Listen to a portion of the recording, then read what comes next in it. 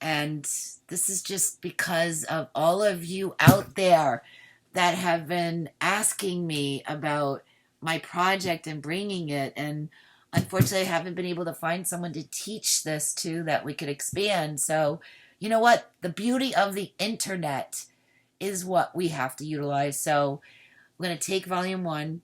And what we're going to also offer, thanks to Zoom, once you get through this, the basic core of what I teach all my students for the last 9 years is that we can do Zoom classes and then take it from there on a personal level. It doesn't matter where you live in the world, we can work together through Zoom and we can help you create your designs. So yeah. So everybody, I am really excited and to go into a new decade. And I'm really grateful and thankful for all of you following me all these years. All these designers in New York send me messages about how they can't wait till my designers get old enough for them to hire them. I mean, it's wonderful to see companies in the industry in around the world literally admire and support my young designers. The next exercise. This is a V shape within another V. And I did this one for purposes of V-necks, collar. That's a V. There's points, anything with points. So again, you don't start ever right at the end of where you want to start. You always start away from it and then backstitch. So the rule is the same. So you got, start away from the edge. You line it up right on the line. See right there. And then you put the pressure foot down. Because if it doesn't sew, if the pressure foot is not down, and the needle. I'm going to use my backstitch button and a backstitch. And then the needle has to be back on my down position. And now I'm going to go forward. Again, the rule again applies like the square.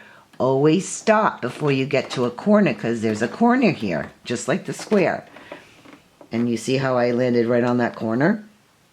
I'm going to turn it. Now again, what's interesting is when you get from the square to this, you're so used to just turning a little bit, but now you're like turning, and again, straight line. Line this up straight in front of the needle. And take it. You see? Perfect. I'm just kind of holding this, lining it up. And as soon as I get to the end, I stop. I do it by hand until I get into the corner, and I double check. I lift, I turn. Look at that. I think I could go one more stitch. Okay, there we go. Lift, turn. And again, I have to line it up in front, a straight line in front of this needle. And then I follow it. See, I just use the pressure foot.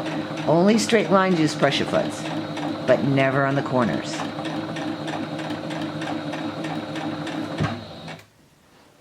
gonna get that thread out of the way. I stop before I get to the corner. I do it by hand, I lift, I check. One more stitch, should be in the corner now. There we go.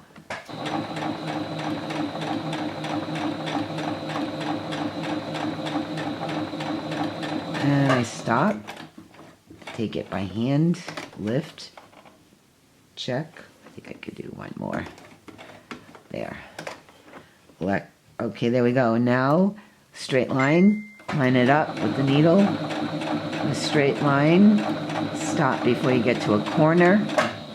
Do it by hand. Lift, check. One more. Stitch. Lift, turn.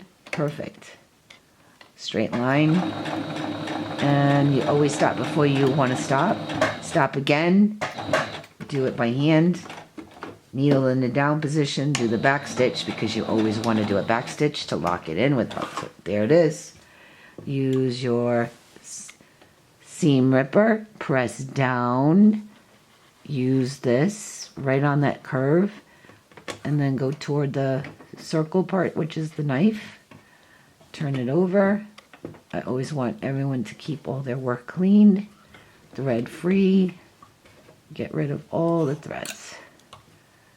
And that is your triangle exercise.